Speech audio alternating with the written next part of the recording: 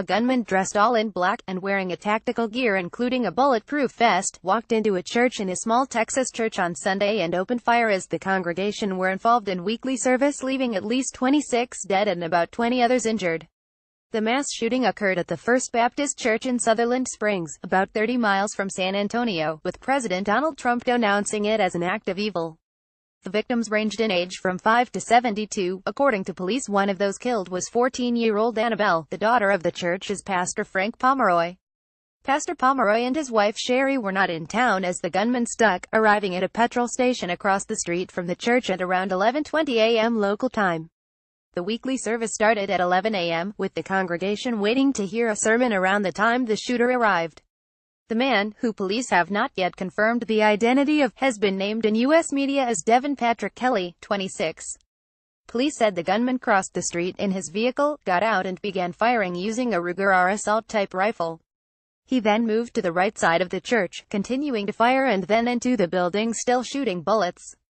As he left, he was confronted by a resident who grabbed his rifle and then began to fire at him as he fled. The neighbor of the church then chased the shooter, who left the scene in his vehicle before leaving the road at the border with Guadalupe County. He was found dead inside the vehicle, although authorities are not sure if the shooter died from a self-inflicted wound, or whether it was from the resident. The gunman left 23 dead inside the church, 2 outside, while another died on the way to the hospital. The death toll could increase given the number of injured. Representative Henry Cuellar of Texas, who said he was briefed by law enforcement authorities, said the gunman came from Comal County, which is northeast of San Antonio. Speaking at an evening press conference, Texas Governor Greg Abbott said, "We are dealing with the largest mass shooting in our state trademark sign-s history. The tragedy, of course, is worsened by the fact that it occurred in a church, a place of worship where these people were innocently gunned down," he added. Later, speaking from Tokyo on a trip to Japan, Mr. Trump said, "Our hearts are broken, but in dark times, and these are dark times, such as these, Americans do what they do best." He says Americans will pull together to help those suffering. He said he would lend his administration's full support to Texas. Video on KSAT television showed first responders taking a stretcher from the church to a waiting Air Life helicopter. Some victims were taken by medical helicopter to the Brooke Army Medical Center.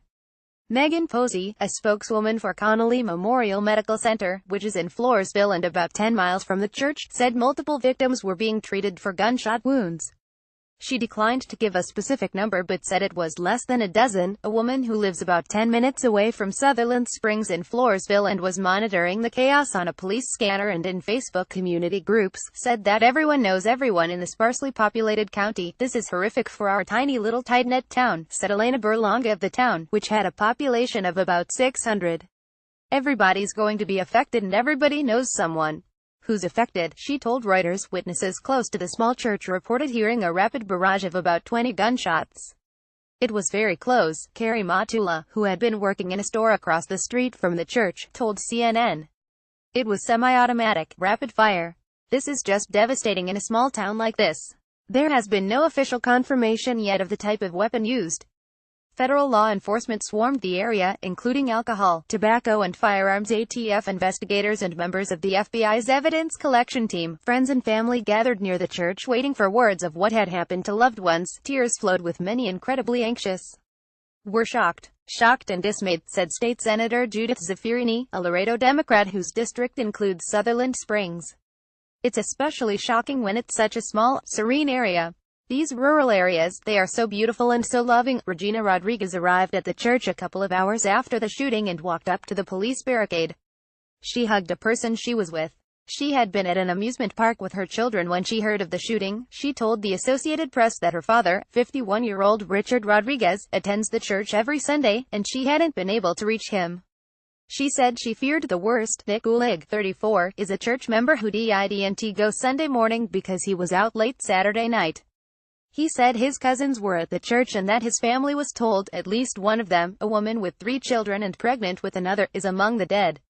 He said he hadn't heard specific news about the other. According to a 2015 listing in the National Directory of the Southern Baptist Convention, the Sutherland Springs Church was formed in 1926 and has nearly 270 members.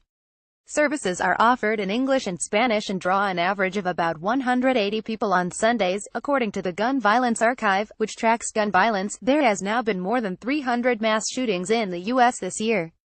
The deadliest mass shooting in modern U.S. history was just over a month ago in Las Vegas.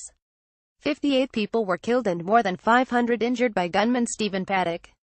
As with the Las Vegas shooting, the focus will now turn to the motive for the shooter. Police surrounded an address listed for Devin Kelly in New Braunfels, near San Antonio on Sunday night.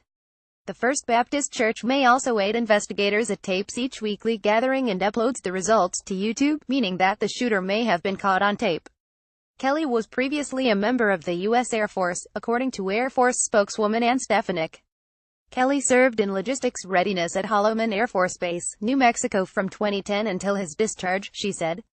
The Air Force did not provide a date or condition of the discharge. Investigators will be searching all social media related to the gunman and his communications to try and discern why the attack took place. The attack will also no doubt open debate in Congress and beyond about gun control, whether the weapon used in the attack was obtained legally or not. But as night fell on the First Baptist Church on Sunday night, all residents were concerned with was candlelit vigil for the victims and their families. More about Texas shooting reuse content.